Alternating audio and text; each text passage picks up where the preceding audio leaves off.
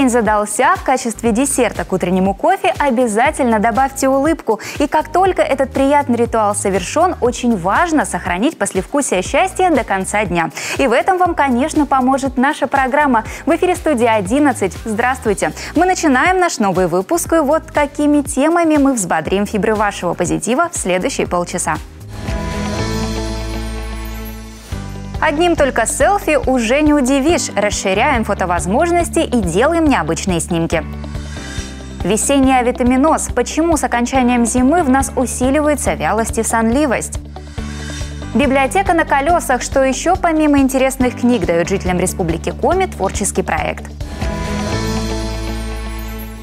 Реальность современного человека уже вряд ли представишь без съемки на телефон. Ежедневно мы ловим на камеру смартфона интересные моменты из жизни. Лучшие снимки, конечно, находят свое место в социальных сетях. И если раньше внимание пользователей привлекала просто красивая картинка, то сегодня особенно ценится оригинальность кадра. И вот какие советы помогут вам сделать фото на 1 миллион лайков. Во-первых, используйте штатив. С его помощью в кадр можно поймать намного больше окружающих вас деталей. Во-вторых, снимайте видео, а не фото. Расслабьтесь и в движении позируйте хотя бы пару минут. Из готового ролика можно сделать десятки скриншотов, на которых вы точно будете выглядеть раскрепощенно.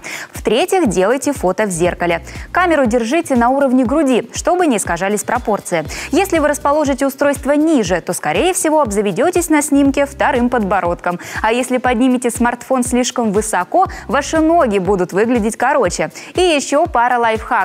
Используйте необычные отражающие поверхности, например, боковое зеркало машины. Снимайте не только лицо, но и отдельно руки, шею и другие части вашего тела. Детали всегда привлекают внимание. Вдохновение вам! Ну а мы двигаемся дальше. Весна – время расцвета и пробуждения. Только вот относится эта фраза больше к природе, а не к людям. С окончанием зимы человек чаще всего наоборот чувствует подавленность, сонливость и упадок сил. Эти состояния настолько распространены, что для них придумали даже отдельный термин – весенний авитаминоз. В чем его причина и как бороться с сезонной хандрой, прямо сейчас расскажет врач-диетолог Наталья Артемьева. Наталья Николаевна, здравствуйте. Здравствуйте. Для начала, пожалуйста, разъясните, в чем же причина весеннего авитаминоза. Именно так мы все привыкли его называть. Ну, действительно, расхожий термин авитаминоз. На самом деле мы говорим о гиповитаминозе. Совсем уже было бы правильно сказать полигиповитаминоз, что означает недостаток многих витаминов, но именно недостаток, потому что термин авитаминоз предполагает отсутствие витаминов. И когда мы говорим об авитаминозе и, естественно, об отсутствии каких-то витаминов, то проявления были бы значительно более выраженные, чем просто хандра, усталость, снижение работоспособности, сонливость и так далее. Почему проявляется именно такими симптомами? Я бы еще добавила некоторые другие симптомы. То есть у нас не только нервная система страдает от недостатка витаминов, но и страдает все-таки состояние и кожи, и волос, и ногтей. Понятно, что основной фактор – это пищевой фактор. То есть в первую очередь, когда мы говорим о рациональном и сбалансированном питании, мы имеем в виду поступление витаминов, микроэлементов, белков, жиров и углеводов в правильном соотношении между собой, сбалансированный их состав. Когда мы говорим именно о полигиповитаминозе и как мы его именно, почему определяем, что действительно ситуация связана не с заболеванием нервной системы, не с каким-то серьезным другим заболеванием, а именно гиповитаминозом, потому что сами по себе симптомы, они разные. То есть повышенная сонливость, но с другой стороны раздражительность, апатия, или депрессия. И по проявлениям вот этих самых симптомов мы можем судить о том, каких витаминов не хватает. В последнее время говорим больше, конечно, о дефиците витамина D. В первую очередь, потому что витамин D, он у нас поступает, может поступать только с пищей, во-первых, а во-вторых, солнечными лучами. Проявляется он и в симптомах со стороны нервной системы, то есть это упадок сил, апатия, рассеянность, со стороны кожных покровов, да, с волос, ногтей. Как же нам бороться с этим гиповитаминозом? Что делать, какие продукты употреблять в большем количестве? Если мы говорим именно о пищевом факторе, то сбалансированное рациональное питание, естественно, будет предотвращать развитие этого гиповитаминоза. Что значит сбалансированное рациональное? Значит, достаточное количество белка, потому что мы знаем, что витамины, например, группы В, в первую очередь содержатся в мясных продуктах, в печени. Мы говорим о достаточном потреблении жиров, потому что жирорастворимые витамины, а их у нас 4, это А, Д, Е и К, находятся в первую очередь в жирах, в сливочном масле, растительном масле. То есть, если мы питаемся по правилам здоровой пирамиды питания, есть такое правило, здоровой тарелки питания, то мы получаем, в общем-то, если недостаточно, то, по крайней мере, какое-то количество витаминов и микроэлементов. С наступлением весны многие люди начинают принимать комплексы витаминов разнообразные, ну вот в форме таблеток я имею в виду. Правильно ли это? И наверняка нужно посоветоваться со специалистом перед этим? Ну, безусловно, посоветоваться нужно. Я бы все-таки сделала акцент, что в первую очередь мы витамины, микроэлементы должны получать из пищи. Если комплексы назначаются, то они назначаются, естественно, по показаниям. То есть именно по принципу, какого витамина не хватает. Как долго такое состояние у человека может длиться? До самого лета? Ну, до самого лета, конечно, если это северное лето, потому что наше лето, оно еще и не будет летом в полном смысле этого слова. То есть у нас будет затяжная весна. Если в других широтах, то, конечно, где солнечных лучей больше, рацион, возможно, богаче, фруктами, овощами. Может быть, к наступлению лета симптомы будут уменьшаться. Но самое главное, я хочу подчеркнуть, да, что бороться с гиповитаминозом человек может сам. Но если конкретно коснуться витамина D, то я бы советовала все-таки принимать препарат витамина D всем, потому что у нас дефицит, к сожалению, по нему повсеместный, круглогодичный и достаточно выраженный. Но нужно помнить, что консультация со специалистом обязательно. Спасибо большое, Наталья Николаевна, за все ваши советы и информацию. Я желаю всем здоровья. Питайтесь правильно, ведите здоровый образ жизни, и тогда вам ни весенний, ни осенний гиповитаминоз не будет грозить. Взять новую книгу, обсудить уже прочитанный материал, завести друзей по интересам, а еще посетить концерт или обучающий мастер-класс.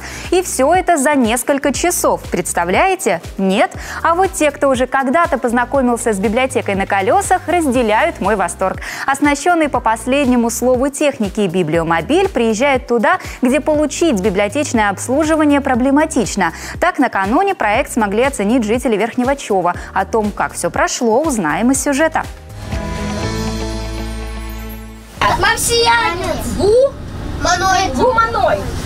Гуманоид с курса сбился, в 3 планетах заблудился. В сыктывкарском поселке Верхний Чов мобильная библиотека работает каждый 2-й и 4-й понедельник месяца. В этот раз первыми посетителями стали маленькие жители местечка. В интерактивной форме сотрудники книгохранилища рассказывают детям о космосе и его первооткрывателях. Встреча, судя по оживленной реакции, школьникам понравилась. Кто-то решил продолжить изучение Вселенной уже дома, прихватив с собой пару тематических книг. Для детей литература поступает у нас в достаточном количестве. В основном это по школьной программе, также издания научно-популярные, справочники, энциклопедии. Вся литература у нас новая. Много современных авторов, которые сейчас читают дети. Проект КИБО для обслуживания населенных пунктов, не имеющих библиотек, появился в России в 2009-м. Через год инициативу подхватил и наш регион. При поддержке Национальной библиотеки Республики Коми чтение стало доступнее для жителей Верхнего и Нижнего Чова, Максаковки, Визябожа, Пультедора, Пичипашни и пригорода столицы Коми. Услугами передвижной библиотеки сегодня пользуются 500 человек. Классические и современные художественные произведения, научно-популярная и краеведческая литература. На выбор в салоне около 1000 изданий для детей и взрослых. При этом огромном разнообразии фонд библиомобиля постоянно пополняется новыми книгами. Вот сейчас вот все выбираю. Машу Трауб люблю тоже. Вот Маша Трауб очень хорошо пишет, легко пишет. Можно за поем ее читать. Как много книг обычно берете за раз? А за раз беру вот 4, 5, 6 книг. Потому что могу сказать, что я не могу вернуться, поэтому вот одна книга у меня осталась. Главное – успеть прочитать все за месяц. Именно на такой срок книги и выдаются на дом. Польза от передвижной библиотеки не ограничивается лишь предоставлением книг. В мобильном комплексе можно также отксерокопировать документы, сдать на переработку пластиковые крышки, а иногда еще и стать участником культурно-массовых встреч. Читатели приходят, и их как бы много бывает. Вот вы сегодня, например, видите, да? Вот в каком-то населенном пункте в течение всего времени, например, мы стоим 3 часа, и в течение всего времени потихонечку люди идут. То есть всегда по-разному. Например, в районы, где есть школы поблизости, мы выезжаем в дневное время. То есть с 1:30 стоим до 16 часов. Есть такие населенные районы, например, где ЧИТ, то есть это спальный район, в основном население, которое работают днем, и мы выезжаем туда вечером с 3:30 до 6. То есть после работы читатели приходят к нам с новой порцией книг.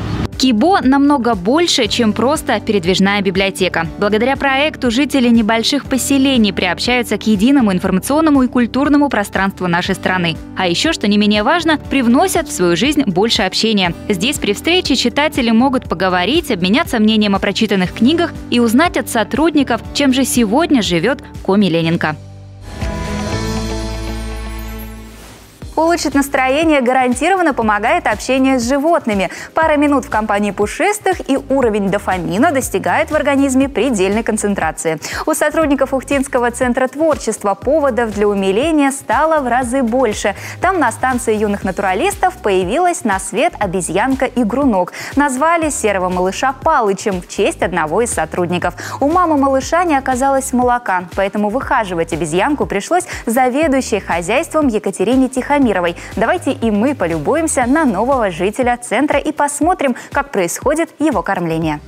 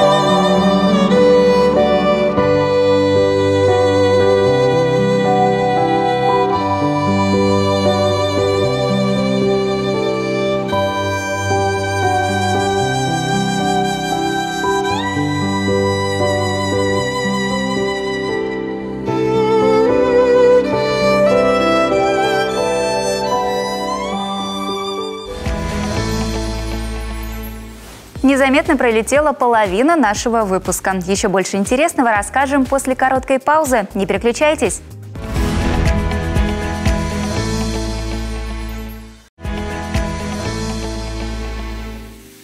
В эфире «Студия 11», главный информационно-развлекательный ресурс телевидения Коми. Всем большой привет, кто только подключился. Мы стартуем во вторую часть выпуска, и вот ее главные темы.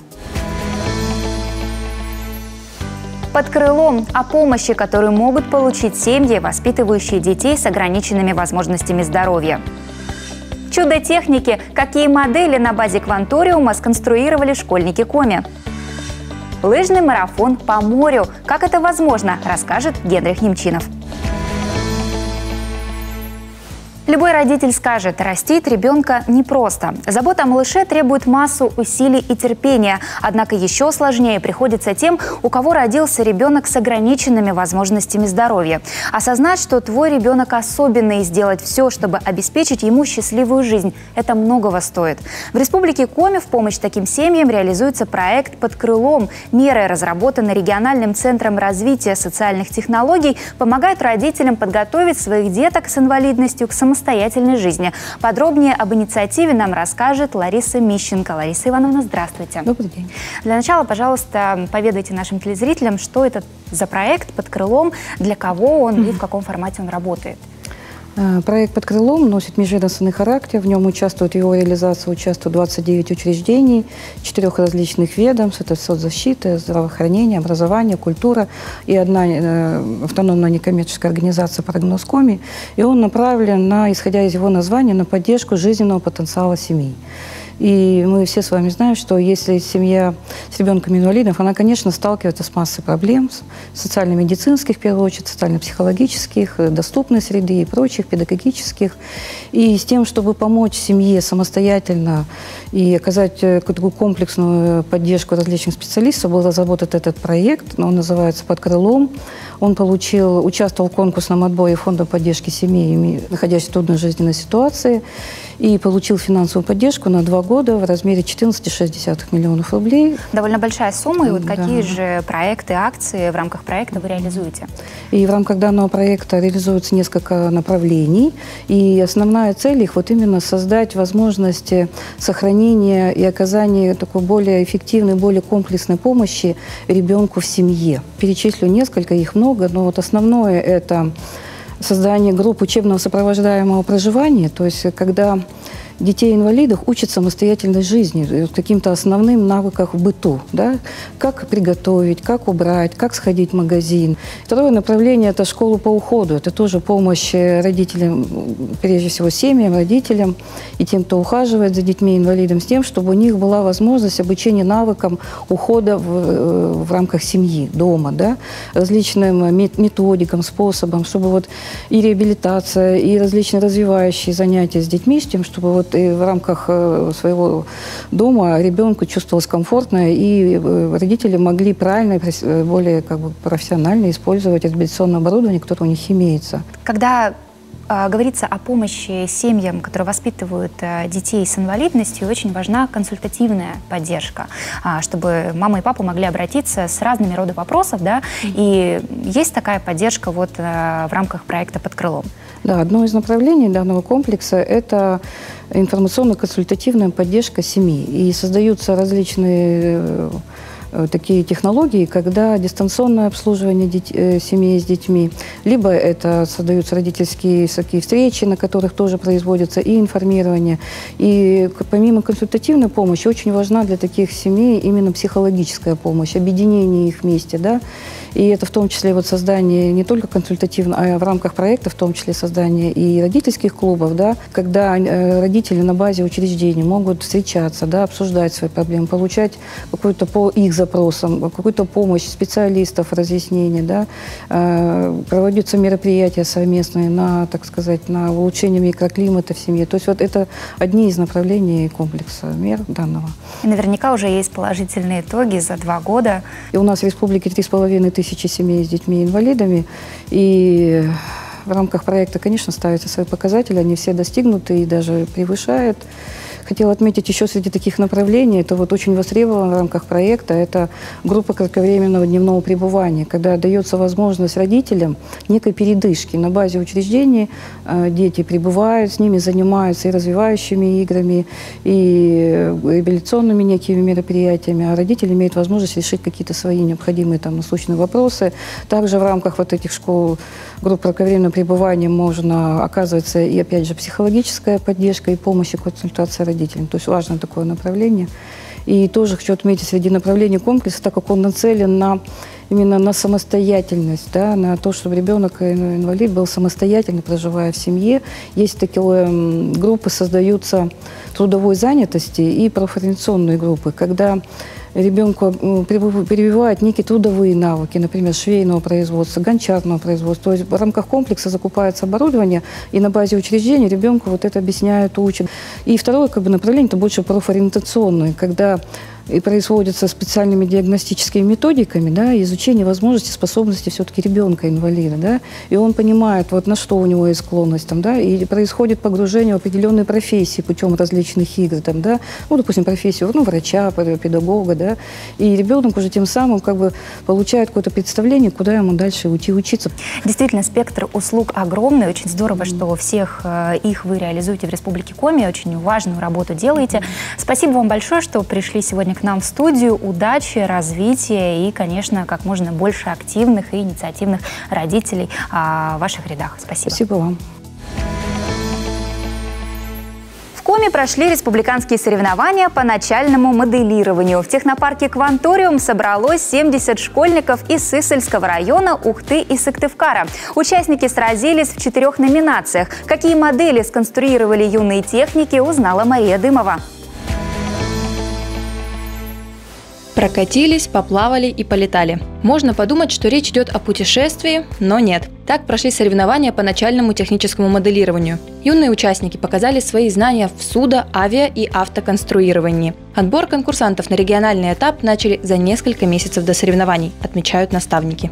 Сюда на республику попадать не просто кто угодно, а уже они внутренние какие-нибудь соревнования провели и выбирают, так скажем, самых лучших. Вот, они уже умеют чертить, считать, вырезать лобзиком, там, наждачной бумагой работать, канцелярскими ножами и все остальное. Не менее важный навык для юных техников – умение читать чертежи. Без него конкурсное задание не выполнить. Участники получают схему их будущей модели и необходимые материалы. И за 45 минут создают устройство, которое затем проверяют в действии. Все просто. Чем дальше и ближе к центру оно пройдет, тем больше баллов получит конкурсант. Но победа зависит не только от правильности исполнения макета. Везение и удача тоже не помешают, потому что на попытках, например, сначала нам дают 4 попытки, модель может прекрасно, правильно идти, а через буквально 5 минут, когда у нас уже запуски не тренировочные, модель может быть как-то неправильно поехать, не так мы закрутили, соответственно, везение тоже играет определенную роль. Возраст участников совсем небольшой – от 7 до 11 лет. Коля Хвостиков занимается техническим моделированием всего несколько месяцев и уже принял участие в своих первых соревнованиях. Сложно было в самолете, что надо было под правильным углом все начертить и выпилить. Вот. А понравился мне сам самолет и процесс работы. Традиционно соревнования состоят из индивидуальных номинаций. В этом году впервые в программе появилось командное направление «Мастерская машины Голдберга». Это сложное приспособление, которое выполняет простейшие задачи. Все мы видели ролики, где машинка сбивает домино и запускает цепную реакцию. Здесь принцип такой же. Из 5 маленьких механизмов необходимо собрать один большой и запустить его. Соревнования по начальному техническому моделированию в нашей республике являются единственными. К сожалению, данное направление уже в некоторой мере запущено. Оно мало развивается в какой-то мере, поэтому такие соревнования приносят детям огромную пользу, по крайней мере, ту пользу, в которой они могут проявить все свои таланты и способности по данному направлению. После запуска модели участники часто получают одинаковые баллы. Организаторы придумали, как решить спорный момент. Кроме практических умений, на соревнованиях проверяют теоретические знания по моделированию, поэтому теперь определить лучшего из лучших стало проще. Генрих Немчинов продолжает исследовать родную Коми. В своем новом видеоролике этноблогер рассказал о Кадамском марафоне. Лыжники Республики Коми пробежали дистанцию в десятки километров. Часть пути пролегала по льду одного из самых больших озер нашего края – Кадам. Давайте посмотрим на самые яркие, по мнению Генриха, моменты необычных соревнований. Кадамский марафон открывали смельчаки, которые ехали до самого Кадама, 21 километр. Вы знаете, я был впервые на озере Кадам, но наслышан я о проживавшем там чудище-уроде. Это огромная щука с головой орла, съедавшая людей. Хорошо, что сейчас Кадам вполне приветливое место.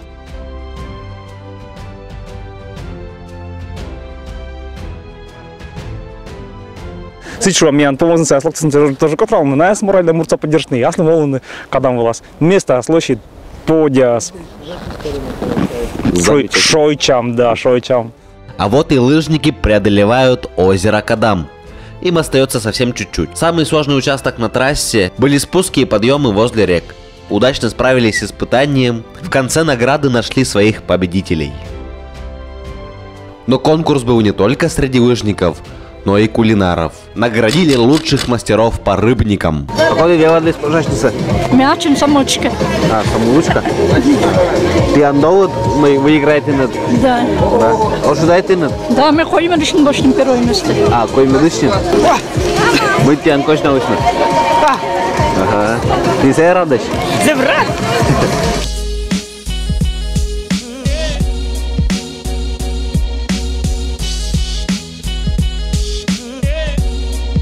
Да, мы вместе собрались, решили что-то такое грандиозное для села устроить. И вот первые гонки у нас были 6 лет назад. Все больше и больше народу приезжает. Вот уже даже в этом году логотип.